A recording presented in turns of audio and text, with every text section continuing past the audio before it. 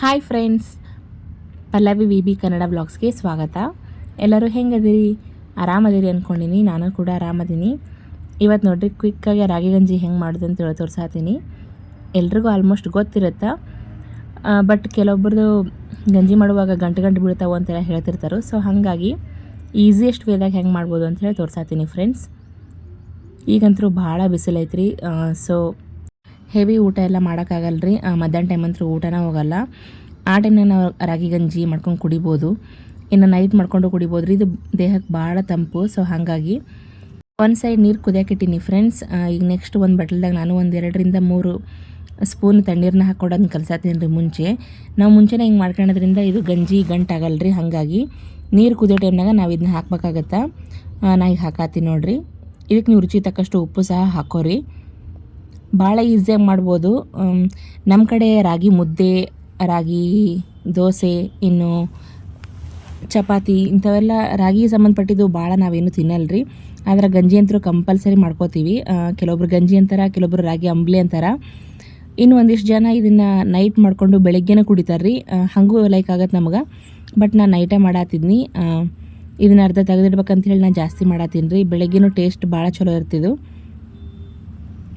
ನೋಡಿರಿ. 1 ಗಂಟಿಲ್ಲ, ಕಂಟಿನ್ಯೂ ನಾವು 5-6 ನಿಮಿಷ ಕೈ ಬಿಡ್ಲಾರ್ದಂಗೆ ತಿರುಗಿಸ್ಬೇಕಾಗತ್ತೆ ಫ್ರೆಂಡ್ಸ್. ಬಿಟ್ಬಿಟ್ರೆ ಸ್ಟೀಲ್ ಪಾತ್ರೆ ಎಲ್ಲ ತಳ ಹಿಡ್ಕೊಂಡ್ಬಿಡುತ್ತೆ. ಹಾಗಾಗಿ ಇದನ್ನು ಒಂದು 5-10 ನಿಮಿಷ ಕುದಿಸಿದ್ರು ಸಾಕ್ರಿ.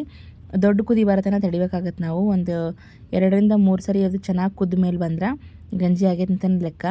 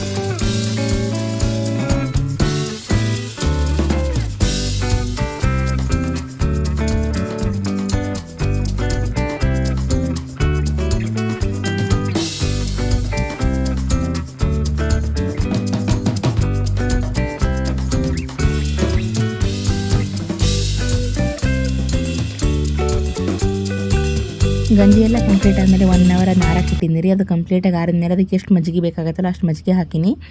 ಒಂದು ಅರ್ಧ ಚಿಕ್ಕದಾಗಿ ಹೆಚ್ಕೊಂಡಿರೋ ಈರುಳ್ಳಿ ಹಾಕಿನಿ ರೀ, ಟೇಸ್ಟ್ ಬರಲಿ ಅಂಥೇಳಿ. ಇಷ್ಟ ಫ್ರೆಂಡ್ಸ್, ಇಷ್ಟು ಈಸಿಯಾಗಿ ನಾವು ಗಂಜಿ ಮಾಡ್ಕೋಬೋದು. ಸೊ ಇಲ್ಲಿಗೆ ಈ ವಿಡಿಯೋ ಮುಗಿಸಾಕತ್ತೀನಿ ರೀ. ಮತ್ತು ನೆಕ್ಸ್ಟ್ ವ್ಲಾಗ್ದಾಗ ಸಿಗ್ತೀನಿ ಫ್ರೆಂಡ್ಸ್. ನಿಮ್ಮ ಟೈಮ್ ಕೊಟ್ಟು ನನ್ನ ವಿಡಿಯೋ ನೋಡಿದ್ದಕ್ಕೆ ಥ್ಯಾಂಕ್ ಯು ರೀ. Bye friends.